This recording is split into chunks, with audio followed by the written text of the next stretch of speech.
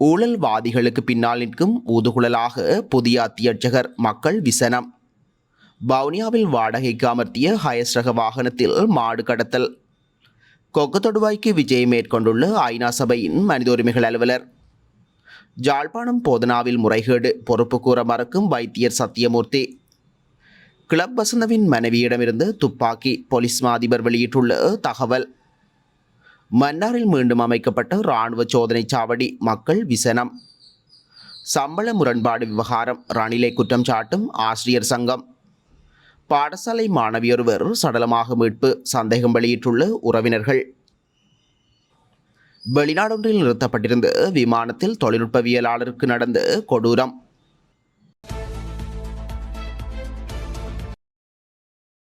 சாவகச்சேரி வைத்தியசாலை விவகாரம் பேசுபொருளாகியுள்ள நிலையில் தற்போது அந்த வைத்தியசாலைக்கு புதிய அத்தியட்சகரை நியமித்துள்ளமையானது தென்மராட்சி மக்களின் போராட்டத்திற்கு செய்த துரோகம் என மக்கள் தெரிவித்துள்ளனர்.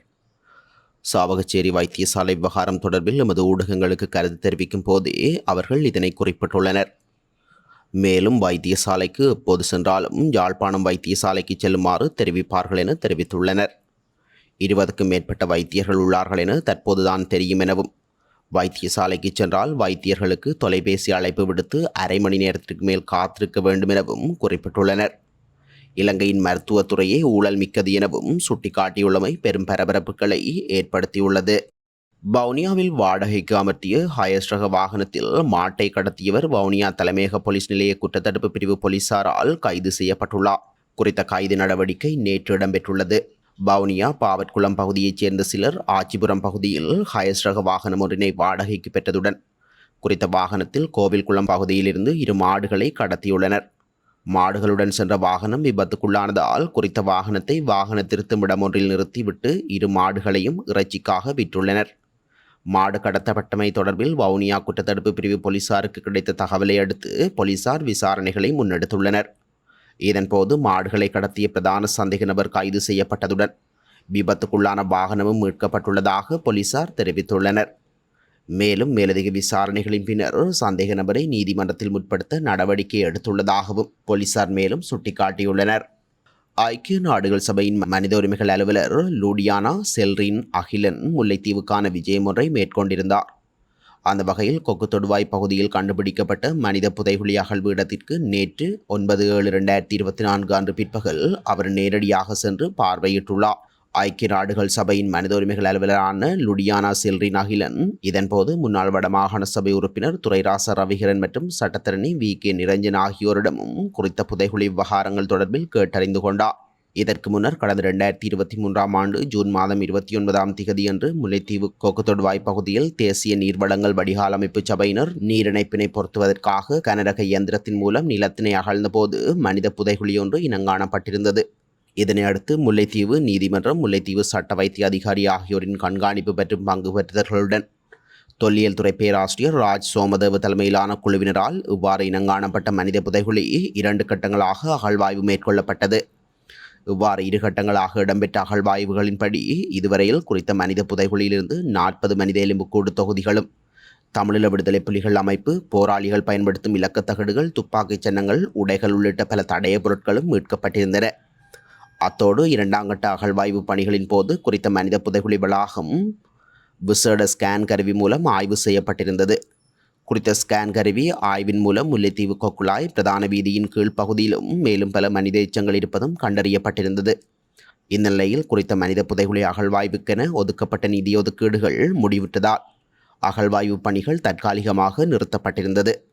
இவ்வாறான சூழலில் கொக்குத்தொடுவாய் தொடர்ச்சியாக 5வது நாளாகவும் தற்போது முன்னெடுக்கப்பட்டு வரும் அகழ்வாய்வு பணிகளின் போதே குறித்த மனித உரிமைகள் அலுவலர் அங்கு சென்றிருந்தமை குறிப்பிடத்தக்கது.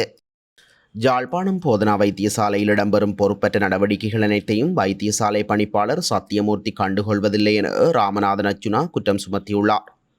கடந்த ஆண்டு செப்டம்பர் மாதம் காய்ச்சல் காரணமாக யாழ் போதனா வைத்தியசாலையில் அனுமதிக்கப்பட்டு மல்லாகம் பகுதியைச் சேர்ந்த சிறுமி வைசாலியின் கை அகற்றப்பட்டமை தொடர்பில் வைத்தியர் சத்தியமூர்த்தி பாராமுகமாக செயற்பட்டுள்ளதாகவும் கூறியுள்ளார். இது ஒரு பிழையான விடயம். இதற்கு யார் பொறுப்பு கூறுவது எனவும் கேள்வி எழுப்பியுள்ளார். பாதிக்கப்பட்ட சிறுமியின் பெற்றோர் போலீசில் முறைப்பாடு செய்து நீதிமன்றை நாடுவதற்கு முன்னர் அதற்கான நடவடிக்கைகளை எடுத்திருக்க வேண்டும் எனவும் விளக்கம் அளித்துள்ளார். ஒவ்வொரு பிரச்சனைகளுக்கும் காலம் தாழ்த்தப்படுவதன் காரணமாகவே வடமாகாண வைத்தியத்துறை நலிவடைந்து செல்கிறது எனவும் வைத்தியர் அர்ச்சுனா குற்றம் சுமத்தியுள்ளார். அதுரகிரிய பிரதேசத்தில் நேற்றைய தினம் இடம்பெற்ற துப்பாக்கிச் சூட்டின் போது உயிரிழந்த கிளப் வசந்த என்ற செல்வந்தரின் மனைவி வைத்திருந்த துப்பாக்கி சட்டவிரோதமானது என்று போலீஸ் மாதிபர் தேசபந்து தென்னக்கோன் தெரிவித்துள்ளார். நேற்று முன்தினம் காலை அதுரகிரிய பிரதேசத்தில் உள்ள பச்சை குத்தும் நிலையம் ஒன்றில் வைத்து கிளப் வசந்த உள்ளிட்டவர்கள் மீது சிலரால் துப்பாக்கிச் சூட்டு தாக்குதல் நடாத்தப்பட்டது. இதன்போது கிளப் வசந்த உள்ளிட்ட மேலும் ஒருவர் உயிரிழந்ததுடன் பாடகி சுஜீவா உள்ளிட்ட சிலர் படுகாயமடைந்திருந்தனர். இதன்போது சம்பவ இடத்தில் KPI என்று எழுத்து பொறிக்கப்பட்டு துப்பாக்கி ரவைகள் மீட்கப்பட்டிருந்தன. அத்தோடு கிளப் வசந்த மற்றும் அவரது மனைவி ஆகியோரிடமிருந்து ஒரு துப்பாக்கியும் சம்பவ இடத்திலிருந்து மீட்கப்பட்டது. இந்த நிலையில் குறித்த துப்பாக்கி சட்டவிரோதமானது என்று போலீஸ் மாதிபர் தேசபந்து தென்னக்கோன் அறிவித்துள்ளார். இதேவேளை இந்த சம்பவத்துடன் தொடர்புடைய குற்றவாளிகள் மறைந்திருக்க முடியாது எனவும் குற்றவாளிகள் உடனடியாக கைது செய்யப்படுவார்கள் எனவும் பாதுகாப்பு இராஜாங்க அமைச்சர் டிரானலஸ் குறிப்பிட்டுள்ளார். மன்னார் பிரதான பாலத்தடியில் சில வருடங்களாக அமைக்கப்பட்டிருந்த இராணுவ சோதனை சாவடி கடந்த சில வாரங்களுக்கு முன் அகற்றப்பட்டிருந்த நிலையில் மீண்டும் புதிதாக அமைக்கப்பட்டுள்ளமை குறித்து மக்கள் விசனம் தெரிவித்துள்ளனர். கொழும்பு அத்ரகிரிய பிரதேசத்தில் இடம்பெற்ற கொலை சம்பவமே இதற்கான காரணம் என்றும் பாதுகாப்பு தரப்பில் தெரிவிக்கப்பட்டுள்ளது. கடந்த திங்கட்கிழமை இடம்பெற்ற துப்பாக்கிச் சூட்டு சம்பவத்தில் 2 உயிரிழந்த நிலையில் பலர் காயமடைந்திருந்தனர். இந்த நிலையில் துப்பாக்கிச் சூட்டு சம்பவத்துடன் தொடர்புடைய பிரதான சந்தேக நபர்கள் மன்னாருக்கு சென்று தலைமன்னாரோடாக இந்தியாவுக்கு தப்பிச் செல்ல உள்ளதாக புலனாய்வுத்துறை அதிகாரிகளுக்கு ரகசிய தகவல் கிடைத்துள்ளதன் காரணமாக சோதனை சாவடி அமைக்கப்பட்டுள்ளதாக படைத்தரப்பு தெரிவித்துள்ளது. இதன் அடிப்படையில் மன்னாருக்கு செல்லும் பிரதான பாலத்தடியில் விசேட இராணுவ சோதனை சாவடி அமைக்கப்பட்டுள்ளமை குறிப்பிடத்தக்கது. அதிபர் ஆசிரியர்களின் சம்பள முரண்பாட்டினை தீர்க்காது ரணில் விக்ரமசிங்க இன ரீதியிலான பிரச்சினைகளை முன்னெடுப்பதாக ஆசிரியர் சங்கம் வன்மையாக சுட்டிக்காட்டியுள்ளது. மேலும் ரணில் ராஜபக்ச அரசாங்கம் ஆசிரியர் சங்கத்தின் போராட்டத்தினை முடக்கியுள்ளதாகவும் குறிப்பிடப்பட்டுள்ளது. நிவித்திகல வட்டபொட பகுதியில் உள்ள ரப்பர் தோட்டத்தில் 16 வயதுடைய பாடசாலை மாணவி ஒருவர் சடலமாக மீட்கப்பட்டுள்ளார்.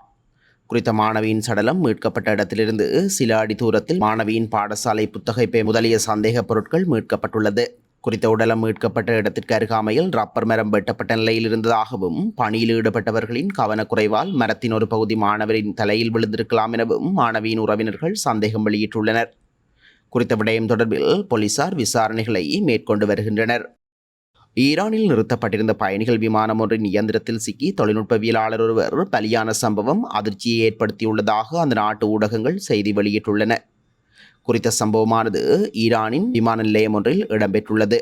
பராமரிப்பு வேலைகளை செய்து கொண்டிருந்த குறித்த உத்தியோகத்தர் விமானத்தின் ரக்கையில் உள்ள இயந்திரத்தை திறந்து சோதனைக்காக இயக்கப்பட்ட போது கவனக்குறைவாக நெருங்கிய நிலையில் இவ்வாறான சம்பவம் ஏற்பட்டுள்ளமை குறிப்பிடத்தக்கது.